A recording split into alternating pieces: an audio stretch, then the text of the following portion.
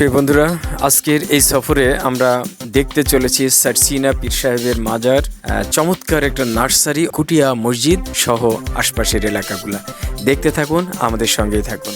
আমরা স্বরূপকাঠি ইন্দিরহাট ঘুরে চমৎকার নদী ভ্রমণ শেষে এই চমৎকার রাস্তা দিয়ে এখন আমরা যাচ্ছি সারসিনার উদ্দেশ্যে।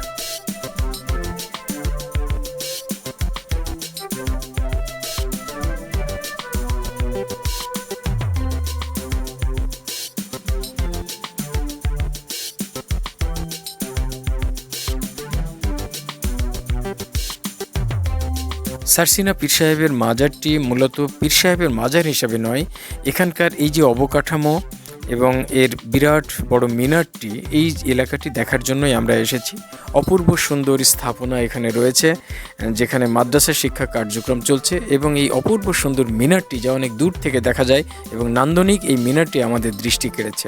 বেশ খানিকটা সময় আমরা চারপাশে ঘুরলাম, এই জায়গাটি দেখলাম এবং তারপরে আমরা এখানে ঘোরাঘুরি শেষ করে ধীরে ধীরে আমরা সামনের দিকে এগিয়ে যাচ্ছি।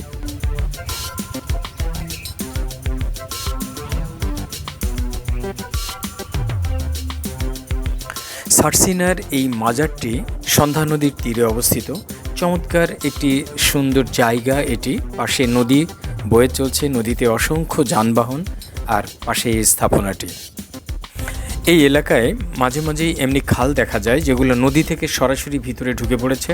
অপূর্ব সুন্দর, যেখানে বেশ গভীরতা আছে, জোয়ার ভাটা চলে এবং এই যে ছোট ছোট ট্রলারগুলো এখানে অবলীলায় চলাচল করতে পারে।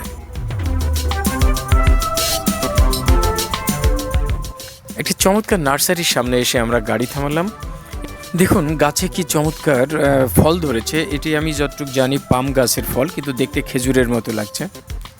এবং নার্সারির ভিতরে অবলীলায় প্রবেশ করলাম, আমাদের কেউ বাধা দেয়নি এবং আমরা প্রাণ ভরে উপলব্ধি করেছি এখানকার প্রাকৃতিক সৌন্দর্য, ফুল ফল, নানা ধরনের গাছপালা, সবগুলোর যে প্রকৃতি এবং সবগুলোর যে সৌন্দর্য, সেটা আমাদের মোহিত করেছে। এবং চমৎকার এই জায়গাটি, ফুলের গাছগুলো কি অপূর্ব।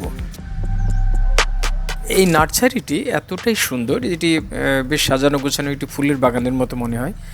বেশ বিরল গাছপালা আমার কাছে মনে হলো, সেগুলোকে বনসাই করে রাখা হয়েছে কোনোটাকে। দেখুন কি চমৎকার এটি বনসাই এখানে রয়েছে, এবং একটা না আরও অনেকগুলো বনসাই এখানে রয়েছে। এটির নাম আদর্শ নার্সারি। এটি নেসারাবাদ অর্থাৎ স্বরূপকাঠি এবং বানারীপাড়ার ঠিক মাঝামাঝি জায়গায় অবস্থিত। এবং আমি ভিতরে ঢুকে কিছুটা বিমোহিত হলাম একটি কারণে। নার্সারি সাধারণত হয় বাণিজ্যিক কারণে সৃষ্ট, কিন্তু এটি বাণিজ্যিক হলেও বা এর উদ্দেশ্য বাণিজ্যিক হলেও এর যে নান্দনিকতা, সেটি যে কোনো একটি পরিপাটি সাজানো গোছানো ব্যক্তিগত উদ্যোগে সৃষ্ট বাগানের মতোই সুন্দর। বেশ খানিকটা সময় আমরা এই নার্সারির ভিতরে কাটিয়ে তারপরে বাইরে বের হলাম।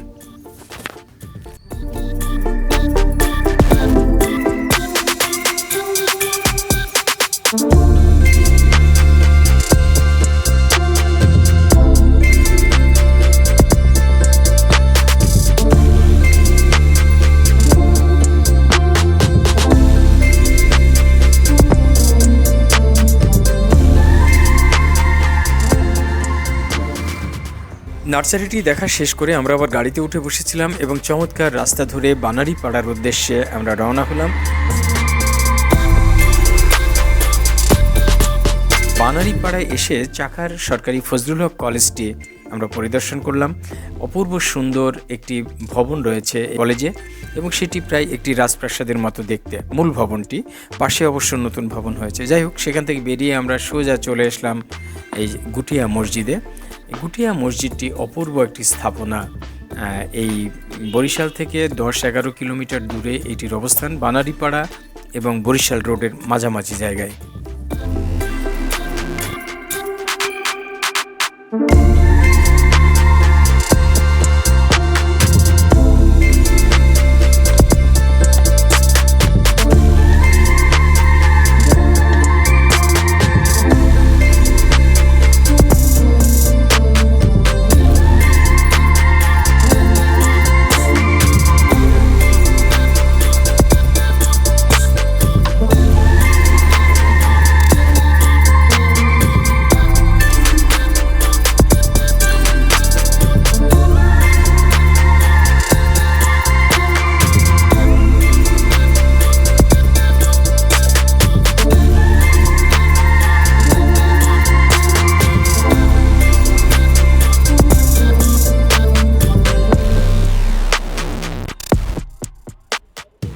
প্রিয় বন্ধুরা, আমি এই মুহূর্তে অবস্থান করছি বরিশালের গুটিয়া মসজিদ খ্যাত এই সুন্দর জায়গাটিতে। আমার পিছনে গুটিয়া মসজিদ, তার বিশাল বড় মিনারটি আপনারা দেখতে পাচ্ছেন। এটি বরিশাল শহর থেকে খুব বেশি না, মাত্র খুব সম্ভবত 10-12 কিলোমিটার দূরে বা 14 কিলোমিটারের মতো হতে পারে। এই জায়গাটি অদ্ভুত সুন্দর একটি জায়গা, যেখানে একটি মসজিদ কমপ্লেক্স রয়েছে, আছে একটি চমৎকার পুকুর, একটু আগে আপনারা দেখলেন, এবং এই পুকুরের চারপাশটা বাঁধানো আছে, সুন্দর রাস্তা আছে এই পাশে পার্কিং জোন, যেখানে গাড়ি পার্ক করে ইচ্ছামতো এখানে সুন্দর একটা সময় কাটানো যায়, ঘোরা যায়। এখানে চমৎকার পার্কের মতো একটি জায়গা রয়েছে, যেখানে প্রচুর হাঁস, সম্ভবত এটা এদের পালন করা, এবং এই হাঁসগুলো ঘুরে বেড়াচ্ছে। আচ্ছা, এই গাছগুলো, আচ্ছা চাচা, এই গাছগুলো কিসের? হ্যাঁ, গাছের নাম জিম বট। আচ্ছা আচ্ছা, এখানে সুন্দর সুন্দর বেশ কিছু গাছ রোপণ করা হয়েছে, যা এখানকার একজন খাদেমের কাছে শুনলাম যে গাছগুলোর নাম জিম বট। অনেকগুলো হাঁস রয়েছে এখানে, অনেকগুলো রাজহাঁস রয়েছে, এরা চড়ে বেড়াচ্ছে। ওই পাশে আর একটি পুকুর আমি দেখতে পাচ্ছি, এবং এইখানে একদম সামনে আমার সোজাসুজি আলহাজ মালিকা বেগম হাফিজিয়া মাদ্রাসা এবং এতিমখানা করা হয়েছে। মহিলাদের নামাজের স্থান রয়েছে, আছে চমৎকার একটি মসজিদ, মসজিদের গম্বুজ এবং বিশাল উঁচু একটি মিনার, এবং এই মিনারের নিচে চারদিকে রাস্তা, অজুখানা মিলিয়ে চমৎকার একটি কমপ্লেক্স। এবং এইখানে প্রচুর পরিমাণে মানুষ নামাজ পড়তে তো বটেই, প্রচুর পরিমাণে দর্শনার্থীরা এটি দেখতেও আসে। প্রতিনিয়ত এই জায়গাটি দেখার জন্য পর্যটকরা ভিড় জমায়, এবং বরিশালের উল্লেখযোগ্য দ্রষ্টব্য যে কয়টি রয়েছে তার মধ্যে গুটিয়া মসজিদ একটি, যেখানে বরিশাল শহর থেকে খুব সহজে একটি সিএনজি রিজার্ভ করে নিয়ে বা অটোরিকশায় এখানে চলে আসা যায়, প্রাইভেট কার তো বটেই। তো এইখানে আসলে বেশ খানিকটা সময়, অনেক সময় মসজিদে আসলে মানুষ একটু হেজিটেশন করে, মসজিদে আসলে চিন্তা করে মসজিদ কেন্দ্রিক কিছু ব্যাপার থাকে, নামাজ টামাজ, এগুলোর বাইরেও আসলে এই মসজিদটি একটি দ্রষ্টব্য স্থান, এবং এটি একটি পার্কের মতো বিশাল বড় জায়গা, যেখানে আপনি ইচ্ছামতো সময় কাটাতে পারবেন। পুকুরের পাড়ে বসে চমৎকার একটি সময় কাটানো সম্ভব, এবং এটি ব্যক্তিগত উদ্যোগে গড়ে ওঠা একটি মসজিদ। এই মসজিদটির নাম গুটিয়া মসজিদ। এটি শুধু মসজিদ নয়, এটি মসজিদ কমপ্লেক্স এবং একটি পর্যটন কেন্দ্র, যা বরিশালে অবস্থিত। এবং আমার খুব ভালো লাগছে এর চারপাশের সৌন্দর্য। এখানে পার্কের মতো যে জায়গাগুলো রয়েছে সেটা তো আছেই, পাশাপাশি সত্যি এই পুকুর এবং পুকুরের চারপাশের যে গাছগুলো অসাধারণ।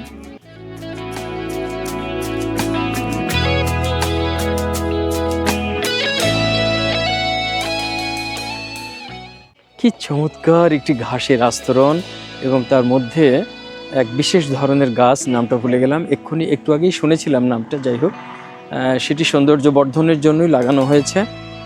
আর এই রাস্তা দিয়ে, আচ্ছা, এই মসজিদের নির্মাণকারীকে, মানে কে এই মসজিদটি নির্মাণ করেছেন, নাম কি তার? শারফুদ্দিন আহমেদ শান্টু। আচ্ছা, উনি এই ব্যক্তিগত উদ্যোগেই তো করা, তাই না? কত টাকা খরচ করে করেছেন বলে আনুমানিক? কারো কাছে বলেনি, উনি নিজের মতো করেছেন। আচ্ছা আচ্ছা, তো ওনার ইতিহাসটা কি, উনি কেন করেছেন বা কোথায় থেকে? আমি ওনার কয়েকটা রাষ্ট্রে এক্সপোর্ট ইনপুট লাইসেন্স আছে, ওনার অর্থায়নে নিজেই করে। ও fine fine fine. India degree college করছে, অনেকগুলো ছোট মসজিদ করছে, তারপর ওইভাবে আরো মাদ্রাসা করছে। বাহ, খুব সুন্দর। আচ্ছা, প্রতিদিন কেমন মানুষ আসে এখানে? এখন শুক্র শনিবার বেশি আসে, অন্য দিন কম আসে। বেশি বলতে পরিমাণটা একটু আন্দাজে একটু বলেন, যে মোটামুটি শুক্রবার প্রায় 20-25 হাজার লোক আসে। শুক্রবারে 20-25 হাজার লোক আসে, শনিবারও ছুটির দিন কাছাকাছি, তাই না? আর অন্যান্য দিন একটু কম থাকে, অন্যান্য দিন কম থাকে। আপনি এখানে দায়িত্ব পালন করেন সব সময়? আচ্ছা আচ্ছা। আর এখানে শুক্রবারে জামাতও হয়, তাই না? মসজিদ ওয়াক্তে জামাত হয়, ওয়াক্তিয়া এবং জামে মসজিদ দুটোই এখানে। আচ্ছা আচ্ছা আচ্ছা, অনেক ধন্যবাদ আপনাকে। হ্যাঁ, আসসালামু আলাইকুম। আমরা মসজিদ কমপ্লেক্সের দিকে ধীরে ধীরে এগিয়ে যাচ্ছি। দেখুন, এই রাস্তা দিয়ে যাওয়ার পথে দুপাশে দুটো ফোয়ারা করা হয়েছে, যদিও এই মুহূর্তে পানি নেই ফোয়ারায়, কিন্তু দুপাশেই দুটো ফোয়ারা করা হয়েছে এখানে। এই পাশেও আর একটি চমৎকার, পানি ছাড়লে হয়তো দেখতে খুব সুন্দর লাগতো, এই মুহূর্তে পানি নাই এখানে। আমরা আর ভিতর পর্যন্ত যাচ্ছি না, এখন ভিতরে যেতে হলে জুতা খুলতে হবে। আপাতত এখানে দাঁড়িয়ে দাঁড়িয়ে যতটুকু দেখা যায় আমরা এখান থেকে দেখছি। দেখে আমরা এখান থেকে বরিশালে ফিরে যাব এক্ষুনি।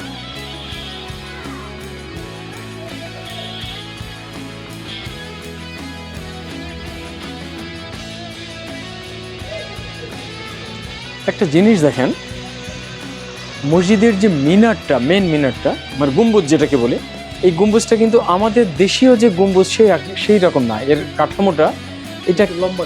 হ্যাঁ, এটা কিছুটা ইউরোপিয়ান বা এই ধরনের কিছু একটা ভাব, যে গির্জার উপরেও থাকে এগুলা, কিছুটা টার্কিশ টাইপ, অথবা ওই যে সেন্ট্রাল এশিয়াতে বেশ কিছু মসজিদ আছে না, ওইদিকে কাজাকিস্তান, উজবেকিস্তান, আজারবাইজান, ওই সমরখন্দ ওই দিকের যে গম্বুজগুলা, আমার মনে হচ্ছে ওই টাইপের কিছুটা এর চেহারা আর কি। সব মিলিয়ে জায়গাটা কিন্তু আমার ভীষণ ভালো, মানে নিরিবিলি, শান্ত। যদিও আজকে ভালো লাগছে, অন্যদিন হয়তো অনেক গ্যাঞ্জাম থাকে এখানে। যারা প্রকৃতি পছন্দ করেন তাদের জন্য এই এলাকাটি ভ্রমণ হবে অত্যন্ত মনোমুগ্ধকর। চমৎকার নদী তীরবর্তী এলাকা, প্রচুর গাছপালা, সব মিলিয়ে অসাধারণ সুন্দর খানিকটা সময় কাটবে বলে আমার মনে হয়। আমাদের কেটেছিল, তাই আপনাদের সাজেস্ট করছি আপনারা ঘুরে আসতে পারেন এই এলাকায় যে কোনো সময়। ভালো থাকবেন, আল্লাহ হাফেজ।